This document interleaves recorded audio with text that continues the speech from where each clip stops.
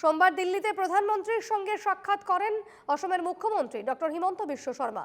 দুই নেতার মধ্যে বেশ কিছু গুরুত্বপূর্ণ ইস্যু নিয়ে আলোচনা হয়। অসমের সাম্প্রতিক পরিস্থিতি নিয়ে প্রধানমন্ত্রীকে অবগত করান মুখ্যমন্ত্রী। বিশেষ করে বিতর্কিত উচ্ছেদ অভিযান নিয়ে মুখ্যমন্ত্রীর কাছে বিস্তারিত তথ্য জানার চেষ্টা করেন প্রধানমন্ত্রী।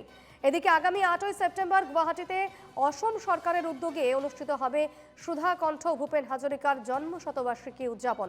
এই অনুষ্ঠানে প্রধানমন্ত্রীকে মুখ্য অতিথি হিসেবে উপস্থিত থাকতে আমন্ত্রণ জানিয়েছেন অসমের মুখ্যমন্ত্রী। অসমের সাম্প্রতিক পরিস্থিতি নিয়ে প্রধানমন্ত্রীকে অবগত করিয়েছেন অসমের মুখ্যমন্ত্রী। প্রধানমন্ত্রীর সঙ্গে সাক্ষাৎ অসমের মুখ্যমন্ত্রী হিমন্ত বিশ্ব শর্মার। আগামী 8ই সেপ্টেম্বর গুয়াহাটিতে অসম সরকারের উদ্যোগে অনুষ্ঠিত হবে সুধা কণ্ঠ ভূপেন হাজরিকার জন্ম শতবার্ষিকী এবং সেই অনুষ্ঠানে প্রধানমন্ত্রীকে মুখ্য অতিথি হিসেবে আমন্ত্রণ জানিয়েছেন মুখ্যমন্ত্রী হিমন্ত বিশ্ব শর্মা।